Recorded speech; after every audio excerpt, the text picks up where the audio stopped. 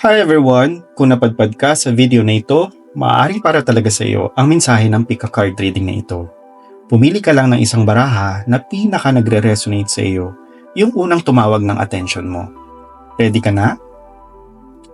Kung pinili mo ang card 1, kailangan mong bitawan ng isang tao, habit o sitwasyon na matagal mo nang alam na hindi na nakakabuti sa iyo.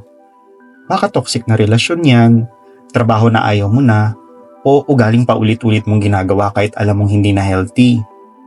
Stop waiting for the perfect time to let go. Hindi mo kailangan ng big step. Start with something small. Tumanggi ka kahit isang beses. Iwasan mo kahit isang araw. Unti-unti kang makakawala basta magsisimula ka na ngayon. Kung card 2 ang pinili mo, ang dapat mong bitawan ay ang pag-aabang ng mas better habang hindi mo napapansin ang mga blessings sa paligid mo. Baka may love, support, or opportunity na nasa harapan mo na pero hindi mo pinapansin kasi iba ang inaasahan mo.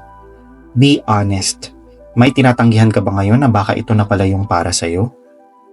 Say yes to what's already available. Minsan, hindi mo kailangan ng bago. Kailangan mo lang tanggapin yung nariyan na. Kung napili mo ang card 3, ang dapat mong bitawan ay yung pakiramdam na ikaw lang ang kailangang gumawa ng lahat ng bagay.